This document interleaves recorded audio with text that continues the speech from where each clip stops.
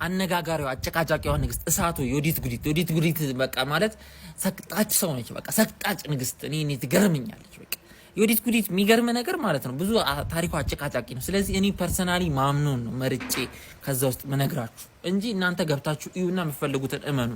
እኔ ማምነው ታሪክ አለ ብዙ ነው። አንዳንዶች ሴተኛ ዳሪ ነበረች ይላሉ። አንዳንዶች እንዲነች ከዛ ነው ቆንጆ ስለሆነች ነው። በጣም ቆንጆ መሆኗ ግን ሁሉም ይቀበላል። ይሄን አትጠራጠር።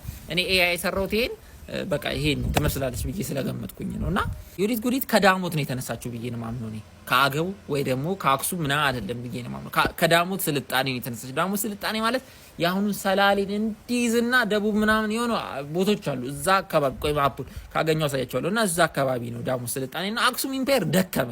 አክሱም ኢምፔር ለምን ደከመ? የአረብ ስልጣኔ የዛኔ ፒኩ ላይ ነው። እነ ፐርጂያን እነ ሮምን የደመሰሰበት ሳ ነውና ሬድሲን ይዞ ነበር። አረቦች እዛ ጋር እንዳለ ይዘውት አክሱምን አንኮታክቶታል። እንደውም በጣም ኢኮኖሚ ተንኮታክቶ ነበር። ወታደሮቹ ደክመው ነበር። አክሱም ተዳክሞ ነበረ ማለት ነው።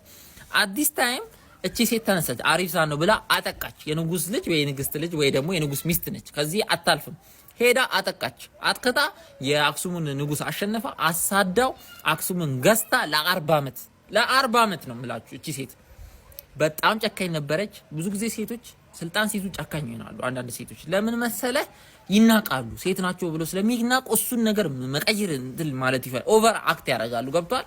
የበታችነት ስሜት ገብቷል አመል እንደዛና ውቅጥ ቅቅጥ ሽልጥ ነው ያደረገችው። በቃ አጠፋች። እንደውም የያሬድ ሙዚቆች በጣም የሚገራርሙ የቅዱስ ያሬድ ጽሁፎች ጠፍቷል። በዛኔ ነው የሚባሉ ብዙ መጽሐፎች በቃ በጣም ብዙ ቤተክርስቲያን አክሱም ጽዮን ማርያም ራሱ እሱ ሌላ ጊዜ ገባበታለሁና በቃ ብዙ ነው ብቻ ያላቃጠለችው ነገር በቃ እና እሳቶ ይሏል። ቅጽል ስሟ እሳቶ ነው።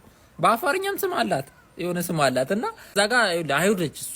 ስለዚህ አይሁድ ስለሆነች ሄዳ ክርስትናን ካላጠፋች እዛ ጋር የክርስትና ኃያልነት እዛ ጋር ተፈጠረ። ነገ ክርስቲያኖች መጥተው ይወጓታል። ሙስሊም ስለሆኑ ክርስቲያን ስለሆኑ አይሁድ ስለሆኑ አይደለም። ይሄ ፖለቲካ ነው። ባካችሁ ይግባችሁ። አሁንም ላለው ነገር ይግባችሁ።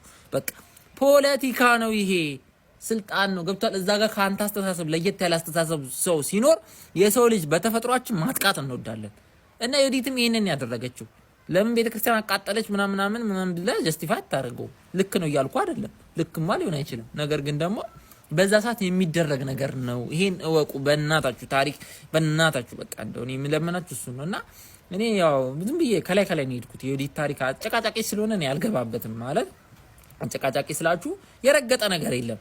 ምን ሴተኛ ዳሪቱ ምን እንደሆነች ላይ አይታወቅም። በቃ አነሳሷ ምናምን የጌዲዮን ልጅ ነች ይላሉ አንዳንዶች። እኔ ደግሞ አይመስለኝም። ብቻ አንድ ነገር ልንገራችሁ በጣም ማለት ነው እኔ ቶፕ ቴን ዓለም ላይ ካሉ ስማርት ሴቶች ከተፈጠሩ ሴቶች ውስጥ እኔ መከታስ ልጅ በቃ በድፍረት ዮዲት ጉዲት በጣም ስማርት ነበረች።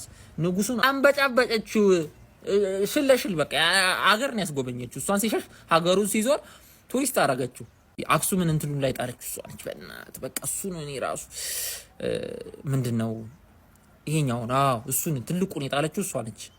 እና ከቤተ ክርስቲያኗ ጋር ደግሞ ፐርሰናል ቂም አላት የሚሉ አሉ። እቃ አሰርቃ ተይዛ ምናምን ብቻ ብዙ ነው በእናታችሁና እዛ ሰዓት አይሁዶች ጨቅናቸው። እንዳሁን ትንሽ እንዳይመስላችሁ እሺ። ወታደር ምናምን ኬታ መጣች ካላችሁ አክሱም ውስጥም ነፍ አይሁዶች ነበሩ። ወደ ክርስትና እንዲቀይሩ በሬታ ይሰጣቸው ነበር። በነገስታቶቹ ይገደሉ ነበር። ለምንድን ነው እንደዛ የሚደረገው? ነግሬያቸዋለሁ። ፖለቲካ ነው። ለምን አይሁዶች ዝም የምትላቸው ፍጥረቶች አይደሉም። ሲጀመር እናወራ ከተባለ አይሁድ ጸጥ ብለ እንደዚህ እንደያው ሴቷ እንደዚህ ያደረገች ወንዱም እንደሚያደርግ አስብ። በቃ እንደዛ ብቻ 40 ዓመት ከመራች በኋላ ሞተች። ታማኝ ሞተችው። ከሷ በኋላ ግን ሊቆይ አልቻለም። ስልጣኔ ወደ አክሱሞች መጥተው እንትን ሊይዙት ሞከሩ። ግን ወደ ዛጉዌ ስልጣኔ ወደ ላሊበላ መጣ። እሱ ራሱ ሌላ ውብ ታሪክ ነው። እንገባበታለን ማለት ነው።